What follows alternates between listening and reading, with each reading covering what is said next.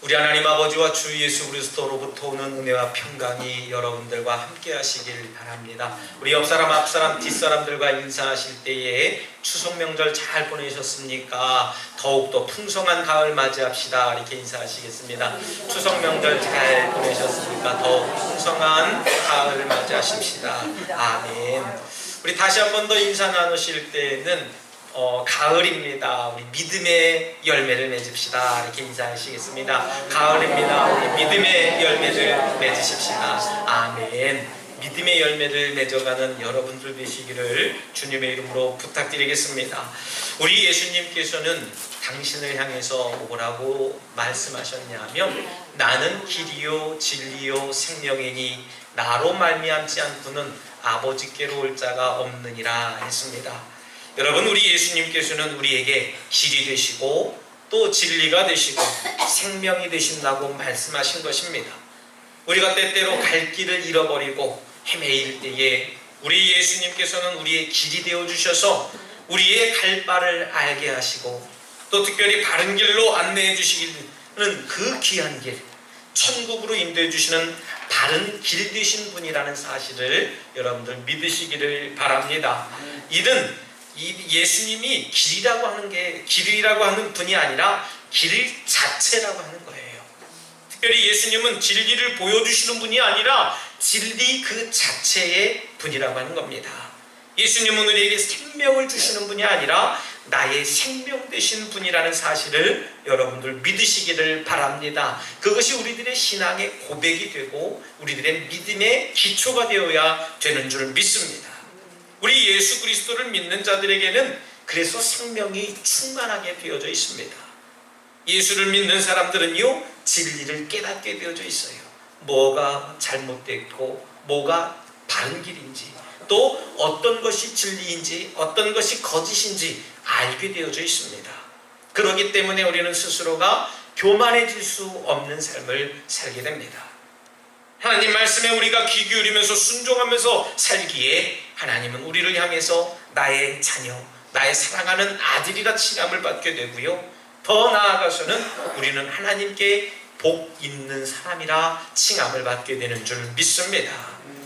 우리의 거짓과 우둔함을 깨우쳐주는 진리가 되시는 예수 그리스도를 오늘 저와 여러분들이 본문을 통해서 알게 될 텐데 우리 예수님께서는 우리의 진리가 되신다는 것은 무슨 말씀이냐 하면 우리 삶의 가장 소중하고 중요한 시간에 예수님이 나의 삶의 전부가 되신다라고 하는 것을 인정하고 고백하는 그런 밑바탕이 기본이 되어야 된다는 말씀입니다.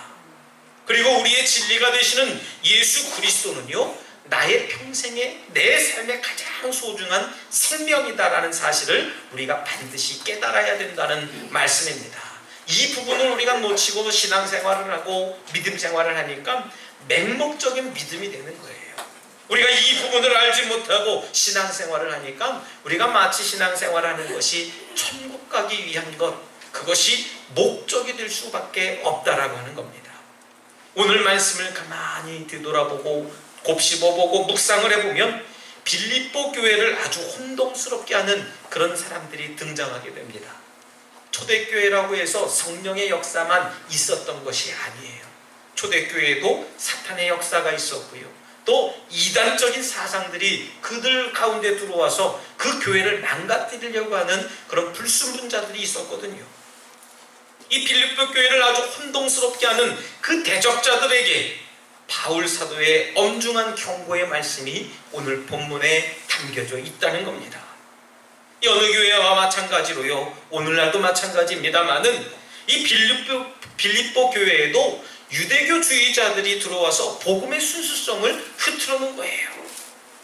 요즘에 참 이단자들이 많이 들어온다고 합니다. 대형 교회에는 쥐도새도 모르게 들어와서 성경 공부를 시켜주겠네, 또 교회가 시스템이 이러면 안 되네, 교회가 왜 이러네 저러네, 자꾸 이것을 이간을 하면서 교인들의 마음을 혼동시키게 한다고 합니다. 그러면서 좋은 성경 공부하는 데가 있으니 나랑 성경 공부 한번 제대로 한번 해보지 않을래? 하면서 성경 공부를 한답시고 데리고 갑니다마는 그곳에 가는 순간에 빠져들어서 헤어나오지 못하는 것이 이단자들의 모습이라는 거예요. 이런 복음의 순수성을 흐트리고 있었기 때문에 바울 사도는 이 논쟁적인 어조로 엄중히 경고를 하고 있었던 것입니다. 어찌 보면 오늘 본문은 좀 경직된 어조의 논쟁이 일어나는 그런 분위기가 있는 말씀입니다. 많은 분들은 이 부분의 말씀을 참 좋게 생각을 하고, 물론 좋은 말씀입니다만은 자기의 그 모습에 가장 암송해야 할 말씀, 중요한 말씀이기도 합니다만은 그렇게 살아가고 있어요. 참 무서운 이야기가 담겨져 있는 거거든요. 바울 사도는 빌립보 교회를 위협하는 그 유대교주의자들에 대해서 내 자신의 간증을 들어가면서 너희들이 잘못되었고 너희들이 거짓되었고 너희들이 참 허구적이구나 라고 하는 이 무가치성을 이야기하게 됩니다. 바울이 경고하는 내용 중에 가장 중요한 내용이 오늘 본문에 담겨져 있는데요, 그것이 뭐냐 하면 바로 진리에 대한 이야기입니다. 우리 배터나 농협을 가려면 진리가 있지요. 여러분들 진리 안에 삽시다 이렇게 얘기를 하니까 어떤 분들 짐 싸갖고 진리로 이사 갈래요 하시는 분들이 계시면 안 된다는 얘기예요. 문자적으로만 생각하면 안 됩니다. 그러면 우리 다 주안으로 이사 가셔야지 돼요. 저기 인천에 나가면 주안이 있지 않습니까? 늘 주안에 사시는 분들 얼마나 거룩한지 몰라요. 제가 그래서 저희 아버님께도 아버지 참 거룩한 곳에 사세요 그랬더니, 그럼 원로원이 얼마나 거룩한데, 원로원 말고요 주안이라고 하는 데가 얼마나 주님 안에 거하는 삶 그랬더니 하하 대고 웃으시더라고요. 여러분들 우리가 이 지명도 참 잘 살아야 됩니다.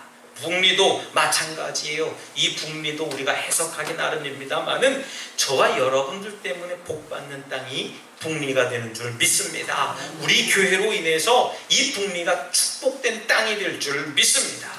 여러분들 진리를 거스르는 이단자들, 그런 사람들이라고 부르면서 비판하는데요, 그렇게 분류되는 사람들이 과연 어떤 사람들이냐라고 하는 거예요. 그들은 제일 먼저 개들이라고 칭함을 받았습니다. 여러분들 생소하지 않습니까? 성경에서 개라는 표현을 썼어요. 개들이라고 칭함을 받았다는 것은 예전이나 지금이나 굉장히 수치스러운 일이 아닐 수가 없어요. 아마 저보다도 욕을 잘 아시는 분들은 아시겠습니다. 대부분 욕에서 이 멍멍이를 빼면은 욕이 안 된다고 해요. 멍멍이 자식이라고 그러든지 멍멍이 아들이라고 그러든지 멍멍이 뭐라 그러든지, 어쨌든 이 멍멍이에 대한 이야기, 개에 대한 이야기를, 이 개라는 짐승이 빠지면 욕의 진가가 떨어진다고 합니다. 그런데 이 개들의 입장에서 보면은요, 개들이 기분 나쁠 수 있다는 생각이 좀 들어요. 내가 도대체 뭘 했길래 사람이라는 분들이 왜 내 이름을 자꾸, 나를 자꾸 거론해가면서 이야기하는 걸까? 내 새끼들이 도대체 뭘 했길래 자꾸 뭐라 그러면은 내 새끼들 얘기를 할까? 그런 생각이 좀 들어요. 그 당시에 개는요, 우리나라 오늘날처럼 이렇게 애완동물처럼 살아가는 그런 개들이 아니라 요즘은 많이 좋아져서 반려견들이 참 대우를 받는 시대예요. 어느 날 제가 또 인터넷을 보니까 여러분들 요즘에 이 고양이나 개들도 죽으면요 장례식을 치러주더라고요. 그래서 어떤 목사님이 고양이가 돌아가셨대요. 그래갖고 장례식장에 가서 영정 사진도 만들어 놓고 꽃도 하고 또 거기 화장도 해서 또 납골을 해서 그것을 잘 안치해 놓고 거기에 가서 아이고 아무개야 이름을 불러가면서 슬퍼하는 모습을 보게 됩니다. 보면서 이상할 것이 없어요. 오늘날 살아가는 우리나라의 우리 삶의 현실이 그렇습니다. 제가 공부하던 이 독일 땅에도요, 개들의 이 짐승의 공동묘지가 있었습니다.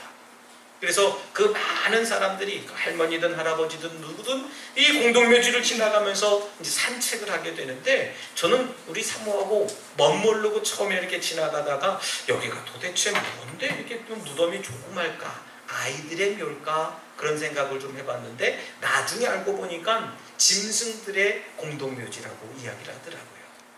그래서 제가 참 멋진 나라는 멋진 나라 같다 생각이 들어요. 근데 그 신약 성경이 쓰여진 당시에는요, 애완동물로 사용되어지는 개들이 아니라 이 개들은 길거리를 배회하면서 사람들에게 덤벼들고 또 아주 사납고 악한 동물로 취급되어졌습니다. 구약 성경에서는 개를 뭘로 표현하냐면요, 치욕과 경멸의 대상을 질책하는 아주 상징적인 의미에서 그 개라고 하는 이름을 사용합니다.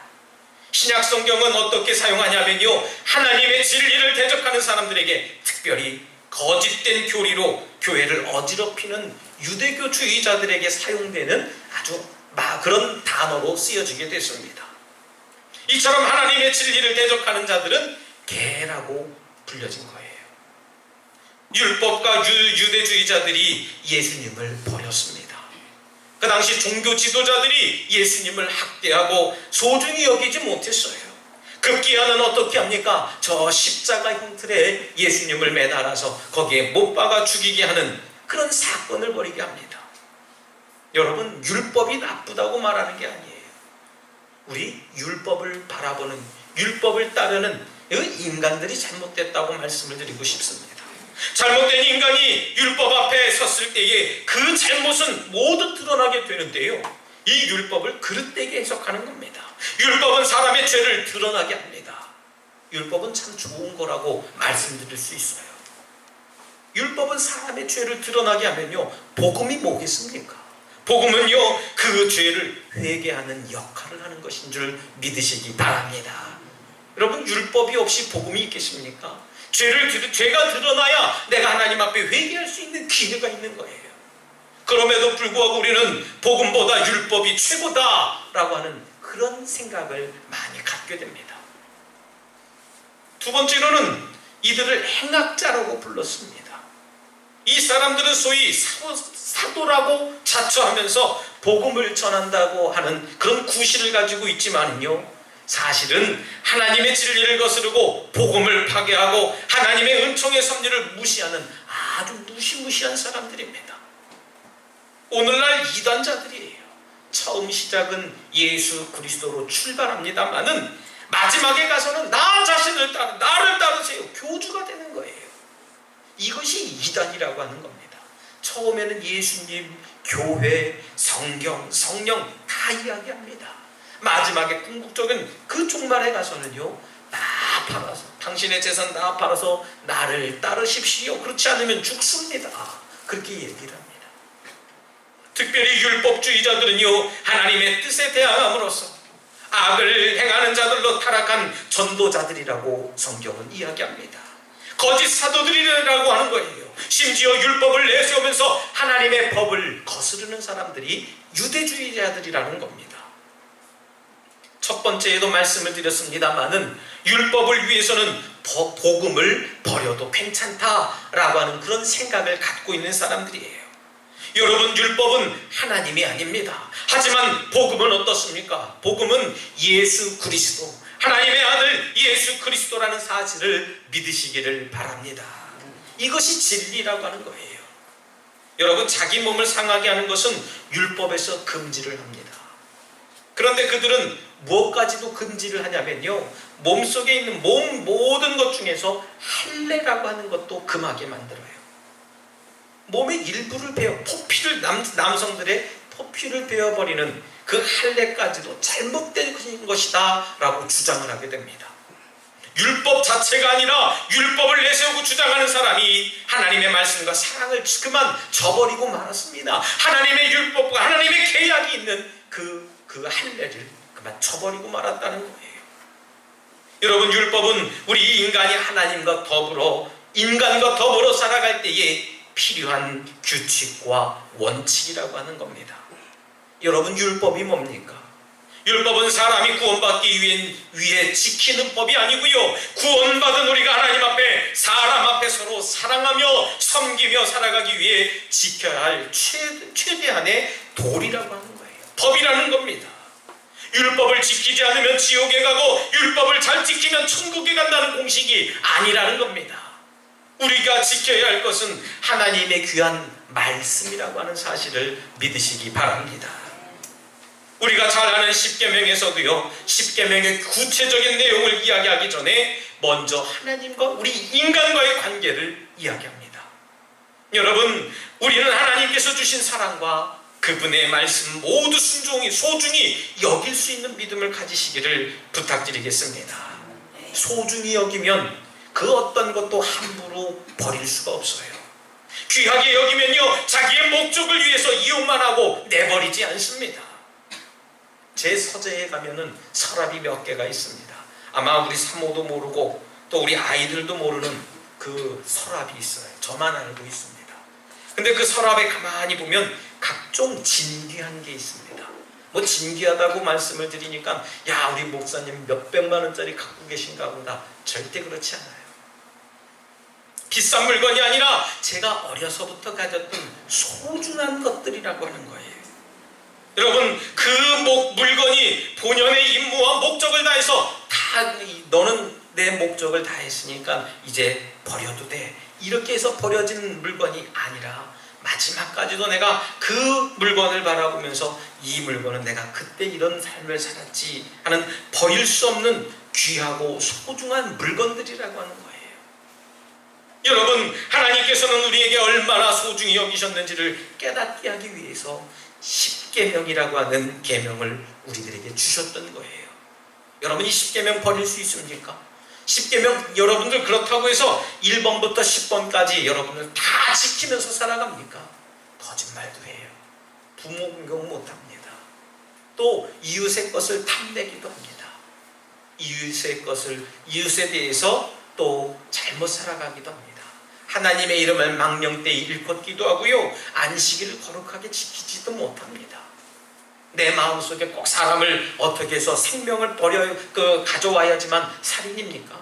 말로도 사람 많이 죽였어요. 내 생각으로도 많이 죽였습니다.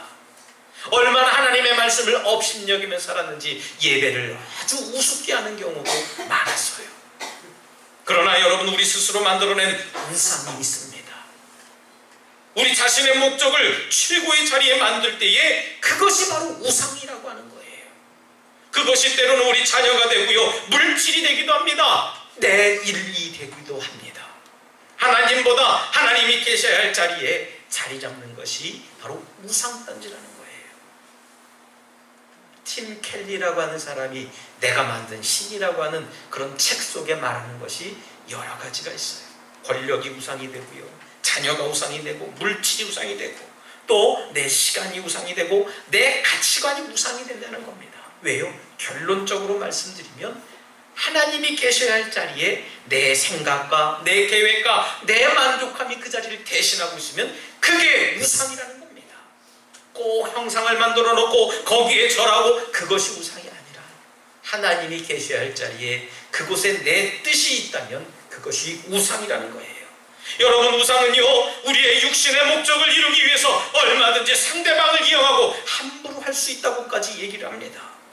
심지어 내가 최고고 나 때문에 잘 되어진다고 설득시키기까지 해요. 나 없이는 안 된다고 하는 겁니다. 나 외에는 다 하찮아 보여져요. 하지만 여러분, 하나님께서는 그 어떤 이름 하나까지도 헛되이 불려지지 않기를 원하신 분이라는 말씀입니다. 우리의 필요와 삶의 질서들이 망가지고 깨지는 것을 원하지 않고 계세요. 어느 사회에서든 조직에서든 작은 모임이든요, 그 모임들이 깨지고 망가질 때는 가만히 되돌아보면 월권했을 때 깨집니다. 문제가 생기게 됩니다. 지도자든지 인도자가 조금 부족해 보여도요, 묵묵히 기다려줄 줄 알아야 돼요. 뒤에서 잘 도와줘야지 됩니다. 그런데 우리는 어느새 도와준답시고요, 내 이야기를 늘어놓습니다. 내 말대로 해주기를 바랍니다. 그래서 내 말대로 하면은요, 참 친근한 사이가 돼요. 행복한 삶이 됩니다. 소위 말하면 해피해지는 거예요. 근데 내가 이야기했을 때 그 지도자가 듣지 않으면 원수가 되게 됩니다. 내 말을 잘 들어주면 행복하고 좋아요. 근데 내 말을 안 들어주면 어떻습니까? 마구 흠집을 냅니다. 그 사람 틀렸어, 그 사람 안 돼. 여러분, 오늘 바울이 비판한 이 사람들은요, 대부분 거짓 교리와 그 기반에 잘못 둔 그 행위대로 복음의 진리를 왜곡시킨 사람들이라고 하는 거예요. 이들을 향한 바울의 비판이 왜 그토록 엄중했습니까? 왜 그토록 중요한 이야기입니까? 여러분, 그것은 이유가 딱 한 가지입니다. 그들에게 한 번 미혹당하면요, 바른 길로 돌아서기 어렵다는 거예요. 한 번 빠져들면 헤어나기가 쉽지 않기 때문이라는 겁니다. 특별히 신앙이나 어떤 사상은 빠져들면 빠져들수록 그 사상과 그릇된 신앙을 알고도 맹목적인 신앙과 사고를 갖게 되어져 있다는 거예요. 이단들은 가까이도 하지 말고 그런 잘못된 생각들은 우리 교회와 여러분들의 삶의 터전으로 흘러들어오지 못하도록 여러분 믿음을 잘 지켜나가야 되는 줄 믿습니다.